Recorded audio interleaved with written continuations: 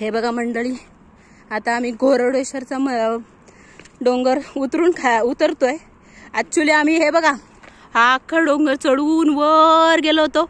कोंडेश्वराचं दर्शन घेतलं. देवाने चुकवलं आपल्याला. हा, माझ्या आरतीला या.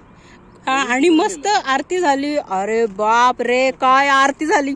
असं मन भरून आलं होतं ना माझं. तर लिटरली असं वाटत होतं की काहीतरी संचरलंय माझ्यामध्ये.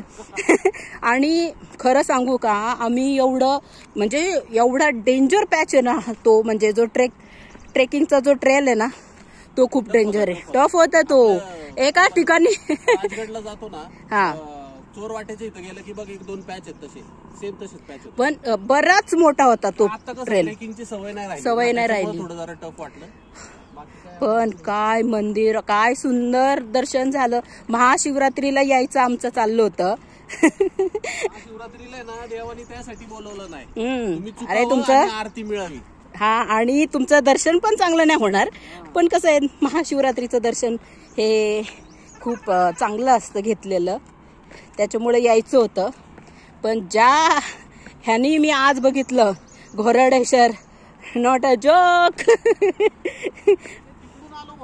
हा, ऍक्च्युली माझी आई आहे ना 3 डोंगर करतात म्हणजे एक दिवस आणि एक रात्र. भामचंद्र, भंडारा डोंगर आणि हा घोरडेश्वर डोंगर. म्हणजे रात्रभर चालतात, दिवसभर चालतात. हा, तिन्ही पण डोंगर तेच, म्हणजे इथं तपश्चर्या करायचे ते, म्हणजे साधना करायचे तुकाराम महाराज.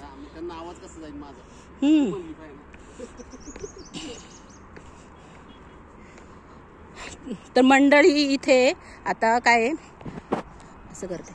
तर मंडळी इथे जे मंदिर आहे ना, तर इथं आहे ना तुकाराम महाराज आहे ना साधना करायला यायचे, मस्त जाप करत बसायचे. आणि खरंच खूप सुंदर जागा आहे. तुम्ही आता नेमकं काय झालंय, आम्ही आता तिथला व्हिडिओ घ्यायचं मी विसरली आहे. पण शक्यतो त्या फोटो आहेत आमच्याकडे, तो फोटो मी टाकणार आहे. काय मस्त मजा आली, पण खूप मजा आली. आणि स्वतःची वाट लावून घेण्याची मजा असते ना, ती कशातच नसते. मला माहिती होतं घोरडेश्वरचा डोंगर झाला की मी लोळत का होईना पण घरी जाईन.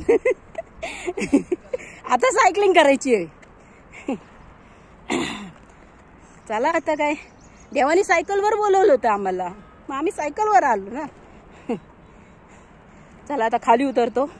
जरा असा एकदम निसरडा पॅच आला, हे बघा एकदम अवघड आहे. हळूहळू जाऊयात आपण. हे बघा, हे अशा प्रकारे हा पॅच काहीच नाहीये. मी एका ठिकाणी अडकले होते तिकडच्या डोंगरावर, अक्षरशः मागे एकदम खोल दरी होती.